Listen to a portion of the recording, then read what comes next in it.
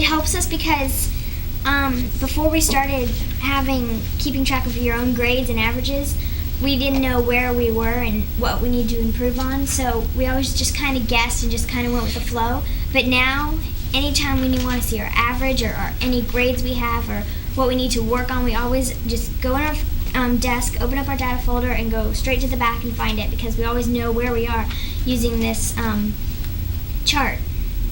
How we keep track of it is we write down the assignment, the grade level, and the date. Then we put the actual grade we got, our score, and then we divide it by the number, or then we add it to the previous grade, and then divide it by the number of grades, and then we get our average, and then you can put your own comments. And this is something that the students keep track of. Our teachers don't do this, and it really helps. So we just have one of those for each subject: reading, writing, math, social studies, and science. And another way we keep track of them is this kind of line graph. It doesn't have any scores on it, but if there was scores, you could see an upward, downward, or all straight. Or some people are more visual people, and so they can see like how it drops and gets higher, so they know where they need to improve. So you have two different ways of looking at your scores and how you are and where you need to improve. And that's basically it in the data folder. But we're going to tell you some more stuff that we do at Azalea, and you want to take a few questions? Yeah. Are there any questions? In the back?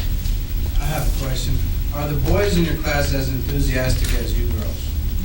Be honest. Some of them, but, well, I mean, the whole class works with this. I mean, the whole school does it, but I don't know. I guess maybe we kind of talk more and maybe. Yeah. I think the answer is yes. The reason we have all girls here tonight is Angie's fault. I called Angie in and said, look, we need to go over to USF, put together some people you'd like to take with you. And so she chose some friends to bring over, and I noticed right off there were no boys in that. But I have taken Angie, and I've taken her sister with me also over to the Sterling. We've had 2 boys, 2 girls. You saw Drew on the tape. The kids that, as Drew said, the kids that are slackers are going to be slackers, but there are so few because the motivation is so high. There are some kids, as Deming said, you're going to lose 5 to 7%. Well, we lose our 5 to 7%. It's 5 to 7% of our kids that cause the discipline problems. It's 5 to 7% of our kids that operate below grade level. But we were operating 50% below. So there are some enthusiastic boys, even though they wouldn't admit it. Good question. With the Cubs, you all said that it's the students that in your group you decide if someone's ready to go to the next cup and everything. Do you find there's any problems with that? Are you all able to be honest and tell somebody when they're not doing good and when they're doing good? Well, at the beginning of the year, when friends are in group, they'd stand up for their friends and they say, oh no, I don't agree to change this person's cup, just because they're friends. But now that we've got the hang of it and we're more open to each other in the class, we all now know that we're all in it together, and so now we don't really have as many problems as we used to. Also, in the charts that you have, I'm sorry, just an extra question here. The way y'all keep track of everything, of all your grades and your progress and everything, do you find that you're able to do that with other things outside school too, and do that and help you keep track of other things that responsibly? That's great. Yeah, I guess, yeah. And I just wanted to applaud you guys. I've seen high school and college students not do presentations as well. Thank you. There's a question over here. Okay, how do you select the group manager and system manager and material manager, and I mean, how do you select those roles, and how often do you change the roles? Well, Well, once you get into a group, we'll get into it further later, but we switch groups every 2 weeks in order to have a chance to work with everybody in the class by the end of the year. So every 2 weeks is when we, and how we determine it, we just kind of pick, vote, you know, I mean, like one person might say, oh, I think Lindsay would be a good manager, and then the whole group would say, yeah, you know, so it's kind of... So teacher doesn't involve in that? No. I keep telling you, I don't know why I paid her. Yes. How are conflicts handled among group members? By this, I mean the people who really don't get along, who end up in the same group. Well, we have like a peace table in our class, and like if somebody is like having a problem with another person, like they can go to the peace table and like talk out their conflicts with each other, and then like if like in our class, if we have problems with the same person and they're in our group the next time, like if another person has a problem and with that person, like they could like change desk with another person, and so they won't have any more conflicts. And also we have peer mediators, and kids from the class, they go with a guidance counselor and they have a training, and then they learn how to like help people with their problems and like learn to stay, like not take sides. And so sometimes we have like a peer mediator go out in the hall or the peace table and talk to the two people, and usually that solves it.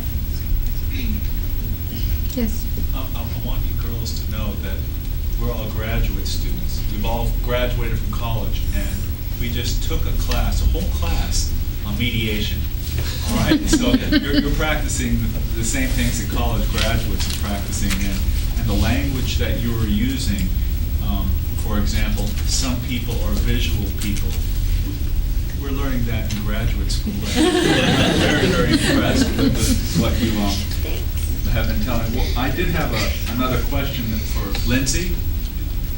You're Lindsay? Mm-hmm. Does keeping track of your grades become like a game, like a self-motivator? Yeah, I guess it's Is it it's fun? just- Something you look forward to? yeah, we're kind of like whenever you get like a bad grade, you're always kind of looking forward to getting another good grade to bring it up. So it's kind of like, I mean, like when you do comments, it's more fun to put like, you know, a bunch of happy faces and like bring this grade up. So it's kind of like fun to keep it organized and kind Draw of, your own happy faces on it? yeah. That's great. How do you get a new student transfer to buy into this process? First friends.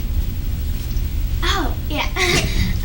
Well, if a new student comes, they just either catch on, but usually you have, you know, I mean, the whole class helps them get into it. I mean, you don't just let them kind of learn by themselves. The whole class, you know, tells them what to do and how we use stuff here at Azalea, and everybody helps each other. Nobody really works by themselves. It's always a team effort and always everybody working together. So Because we have a high mobility rate with kids in and out, we've created a school-wide system called First Friends.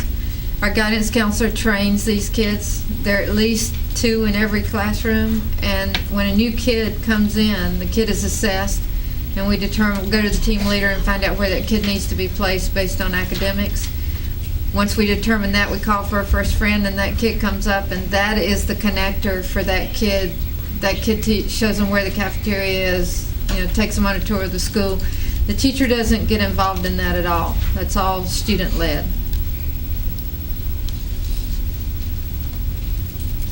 Yes? How much buy-in from the parents do you have? I mean, for example, are all of your parents communicating with your teacher fairly frequently? I mean, do you yeah, have we 80% have of the we have parents? agendas, and every night our parents are to sign it. And if they have questions or anything they need to discuss with the teacher, they can just write it there, and then like we'll show it to our teacher the next day, and then they write back a response. So every night your parents are seeing something. Mm-hmm. Their agendas look like an elementary day runner.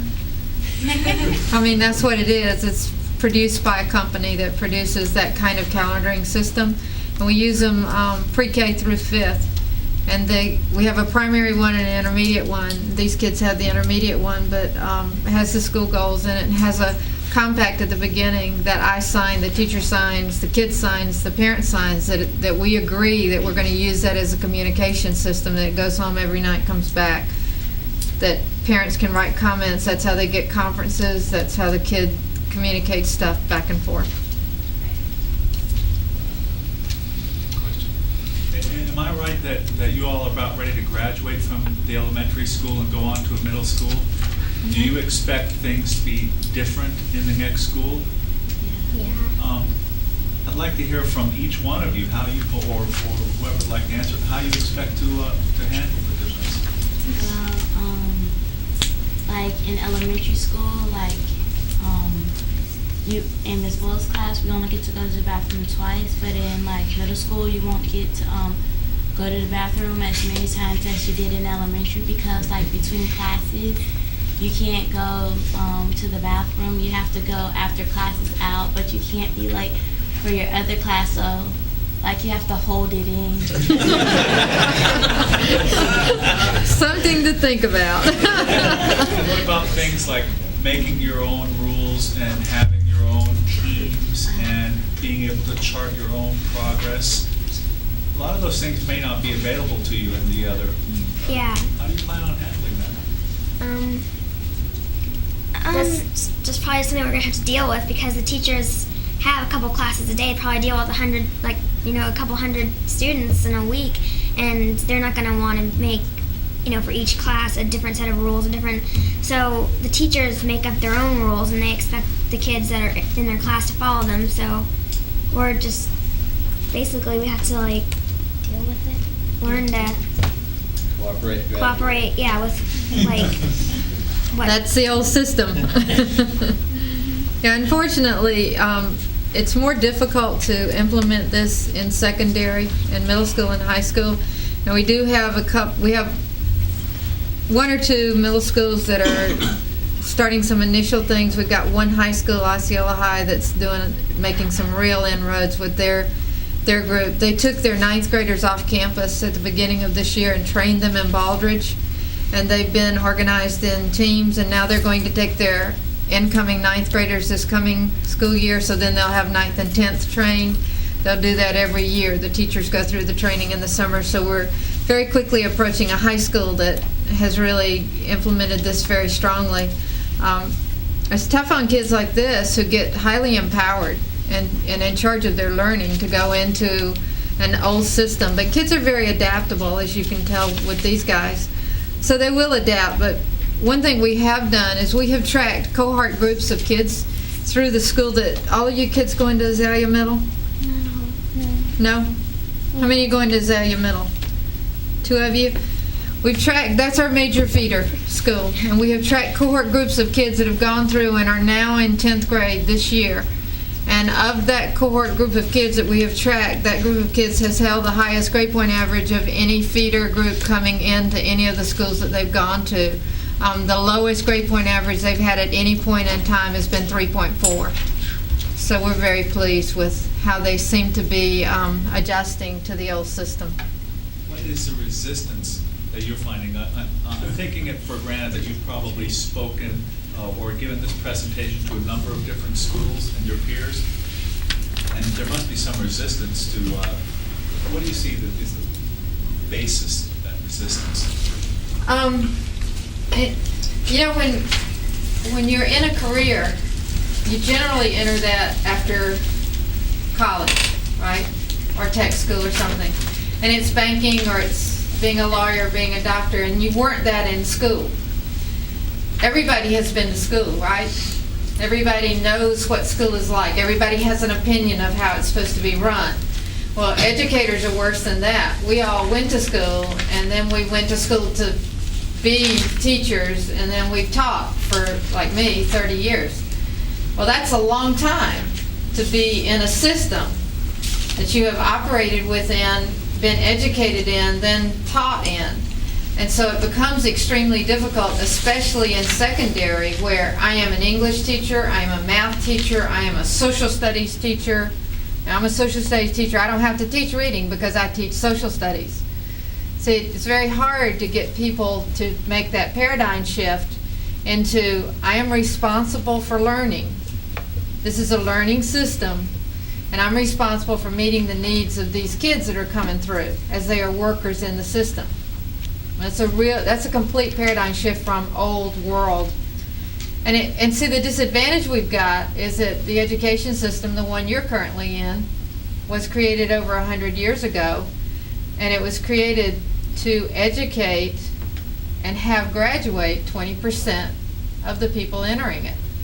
And the rest of the people were to drop out and go work on Henry Ford's assembly line that was created at about that time, or some other company industrial age assembly line.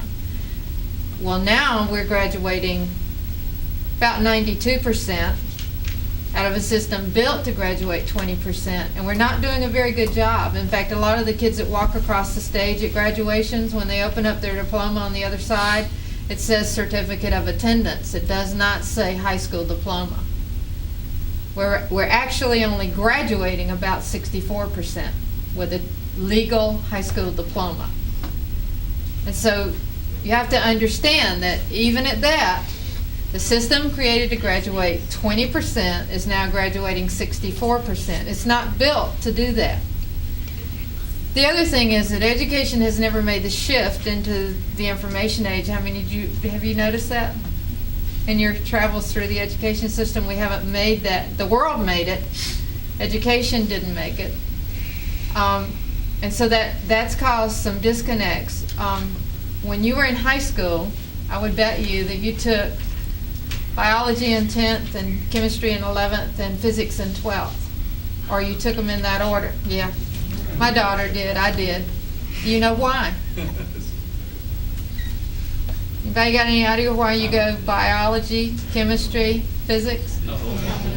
Alphabetical order. In 1947, when those three subjects were put into the curriculum, someone said, well, how should we teach them? And they said, oh, just put them in alphabetically. Okay, now that is a real signal of how education operates. And then it's the way we've always done it. And I can remember when my child took chemistry in 11th grade, and she turned to me one morning, we were driving to school, and she said, Mom, if I had had this stuff before I took biology, I could have made I could have made an A in biology. She said, if they'd only taught me this first, it makes more sense. Well, that's because someone didn't have the foresight to look at the curriculum and put it in a progressive format. But that's the way things are done in education, and you don't change them once they're put in place. Just here on the books that you have here, are these just books you all got this year now, or are these things that you've had with you through some of these sheets in here? This year. This year. So all so the young grades don't have the classroom linkages and or they do? Is that sure? Oh, they do. Yeah. So, because I mean, some of the things in here are really, really advanced. You have an integrated management system as far as the teamwork goes, and showing them teamwork. And they talk about consensus and synergy and flow charting of the classroom. Yeah, we use all those words with them. I mean, you got a group roles sheet with defining people as a facilitator and an encourager, and just showing them group roles here, and they're starting younger than in school. This is a pre-K goal sheet. This is a 4-year-old. My goal is to learn to write letters and words. My action plan is listen at school. Now, of course, the teacher wrote that, but the kid was the one that came up with the action plan. This is something that the 4th graders did. They went up and surveyed the 5th graders above them and said, what things do I need to do in order to be customer ready for 5th grade? These were the questions the kids came up with. How will I know that I am ready for 5th grade? What are the measurements I should use? And the teacher didn't develop these. The kids in 4th grade, in Miss Quarterman's 4th grade classroom, that's where these came from, sat down one day and said, we really need to ask our customers, 5th grade, what we need to do, but we would like to talk to the kids instead of the teacher. We'd like to ask the kids from a standpoint of, you're in 5th grade now, what do you think the customer requirements are for us to get ready? So these kinds of things you would find. This is a kindergarten. This is kindergarten reading data. Simple bar graph that a 5-year-old does. And so they learn how to do a bar graph, but they're also tracking their reading data on how they're performing. And we start them very young in doing this. So by the time they get to 3rd grade, they've got this stuff down pretty well. They know how to run a data folder. They know how to do averages. I can remember as a 5th grade math teacher, 1987, that was the last year that I taught in the classroom. And I would rant and rave in front of the class and say, do you understand you make a 0 on this test? You know what that's going to do for your average? And their eyes would just glaze over. Because they had no idea what an average meant. So I got a 0, so get over it. It's not the end of the world. Now, did you hear them say? We know when we get a bad grade, then we look forward to the next chance to take the test, to do better, to correct that. So, it's a difference in who owns the learning. My kids that I taught didn't own their own learning. I owned it. I was in 5th grade. Get out a piece of paper, put your name and the date in the top right-hand corner. I said it every day. And every day I threw away about 5 papers because they didn't have a name on them. Because whose process was it? It's mine. It was my process. If you'll ever come to any of us for a job, just remind us you want to. He's got the budget. They're going to put it on their resume. Yes. I'm very disheartened to hear that 6th grade will not continue with what you girls have already learned. And I went through a lot of what you're going through working out at the Space Center, and they brought it to us, and we all said no. We didn't want self-directed work teams, self-evaluation, all of the tools and techniques that you've brought up. A bunch of grown-ups looked at and went, no, because we weren't used to it. It took us years to learn it. Keep using it when you get to 6th grade. Keep charting your own results. Even if the teacher doesn't tell you to do it, you will find that when you get out there, you will be so far ahead of the rest of the people, you're going to scare them. And I know when you come looking for a job at the company I'm working at, I'm going to be scared. So you're doing a great job. Keep doing it. That story that Lisa Dupree told about us going over to Raytheon was, in fact, Angie's sister Ashley went to Raytheon with us, her older sister. And I took 2 1st graders, 2 3rd graders, 2 5th graders, and they actually spoke to the executive leadership in Raytheon Corporation. The general manager asked me to bring the kids over, and they did a 2-hour presentation. I didn't present at all. The kids presented the whole time. And the general manager turned to me and he said, Brenda, I've only got one thing to say. Reduce the cycle time. I'll hire them just like that. If you can get them out of middle school and high school, they've got a job here. And then he turned to his engineers and he said, are you hearing what I'm saying? I do want to show you that there's a national initiative now of Baldrige in education, and these are the 6 states that are pilot states, and they are doing Baldrige in education statewide in public ed in these states: in Illinois, Indiana, Maryland, Ohio, New Mexico, and Texas. This is a 2-year partnership with the National Alliance of Business and American Productivity and Quality Council, an initiative that the states had to apply. There were 14 states that applied, 6 were approved, and they actually had to come to the table with key players in the state system that could make decisions. And we have now been in this initiative since November 4th with these states. And so you're going to quickly see that Baldrige is going to be used to change public education. In fact, Jerry and I feel it's the salvation, that if public ed is to survive, this is it. And if Baldrige doesn't get implemented, then it's vouchers and private schools and down the tubes. And where it's been implemented district-wide, especially, the gains have been unbelievable. Brazosport, Texas is probably the chief role model. They've been at this for what, 7, 8 years as a district. and they're a very poor school district. They have 97, 98% of their students are grade level. Yeah, I Meeting all the have state that chart standards. somewhere here. You got the Brazosport data there? Yeah, I have, let me see if I can find that for you, because that's pretty. What the graph will show you is that several years ago, it was down in the teens. And now they're up in the 90 percentiles. Was Florida one of the schools? Well, you have to I can afford to be frank. Florida's not interested. There's nobody in Florida interested in anything she's doing. You just have to understand that. The school district, it's a laissez-faire, you can do it if you want to do it deal. We'll talk about that when they're gone. The middle school principal will receive absolutely no punishment, absolutely no sense of they failed anybody by the fact that she doesn't have a system like this in place ready for those kids when they get in their middle school. There would be no consequences whatsoever. And what if you go to a place where they've done it district wide, go to North Carolina where they're doing it statewide. I mean, they started at the top. Well, they got that research triangle bunch, there together, and they got all those universities together, and the governor there, the Chamber of Commerce, everybody there together all at one time. And then they cascaded it down to the schools. And you can't believe what it's done there. I mean, North Carolina and Texas have the two fastest growing test scores in the United States, and it's both because of just the impact that Baldrige has had in those two states.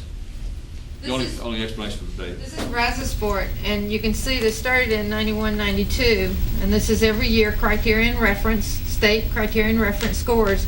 Disaggregated, this line here is all students. The green line is African American students. Hispanic is the purple. The yellow line up here or the golden rod is the white students, and the blue is the economically disadvantaged kids. The interesting thing about this is to look at the gap between these ethnic groups starting out in 91 and look at how it's been closed till we've got all groups up in the 90th percentile by the end of this time. Yes? You've been an educator for a number of years. What convinced you to try this? It was either try this or retire, and I wasn't old enough to retire. And I had a kid in college. Let me make one more point about this chart, because I think it's really important. Every piece of data that we've collected, and I've collected a bunch of data in the Pinellas County schools too, every piece of data that we collect shows one thing conclusively, and that is that Baldrige wipes out socioeconomic status. That is, if you take SES of a kid in a non-Baldrige based school, I can predict what their test scores are going to be. You put Baldrige in, the SES is gone. And that's what we as a nation, have been trying to do, for the last, 30 years, 40 years we've been trying to do that, and this does it. I mean, I can show you lots of data that will just show you conclusively that that's exactly what happened. What you have to understand is in Pinellas, and I don't know, how many, some of you from Pinellas? Yeah. Pinellas has Almerton Road that cuts it in half, right? North of Almerton, kids can learn, and south of Almerton, they can't. I mean, that's what we are told as educators, those poor children south of Almerton, and then all those rich children north of Almerton. But our school is well south of Almerton, and we're competing with the schools north of Almerton, as well as saying, we're coming after you. You are what we're looking at. You are the benchmark, and we're going to score as high as you do. And our kids can compete with any of them. Take this right here. You've been very patient. Thank you. I'm just wondering, you said that you have 5 to 7%, you lose 5 to 7%. How do you handle kids that they just refuse to learn, they just want to be disruptive? What do you do with them? Well, I have one of the highest suspension rates in Pinellas County. That's one thing. And I generally suspend them when their parents refuse to get engaged. If I try everything, we have a 9-step process to get to suspension. And that's my last ditch effort. And then I will suspend them, and they cannot return to school until their parents show up with them. And then we lay out the expectations and we start pouring the resources in. And it's very time consuming, but we've won many battles, that we've saved many kids by doing this. Do you, like my son's ADHD, he's been labeled ADHD, which unfortunately he also knows about that. And they've had him on Ritalin now since he was 3. He's now 10. And I've been against it since he was 3. I'm divorced. And so he's in this situation, he just refuses to learn. And he'll sit there and say, I'm ADHD. And then they told him, he went through a bunch of tests, they told him you have, his mom told him he has no short-term memory. So now you tell him to do something, he won't, he'll sit there and tell you, I don't have short-term memory. And it's Been like, enabled. you sit there. See, this is, what he just described to you is old system education. And we allowed kids not to do. I mean, we truly did. And my daughter is a prime example. I mean, I love her to death. And I think she's finally pulling out of this at 22. She's going back to college. She went to Florida State right out of high school, where she was an honor student, and had 1250 on the SATs and did really well her freshman year. And then she went her sophomore year and commissioned with Florida State to become the #1 party school in the state. She was a contributing factor to that. And in February they said, why don't you just go home? And so she did. And she's been wandering around trying to find herself since then. And she said to me on that long trip, let me tell you how far it is from Tallahassee to St. Pete, when you've got everything your child owns in the back of your car and college is over, essentially. I said to her, Christy, what went on?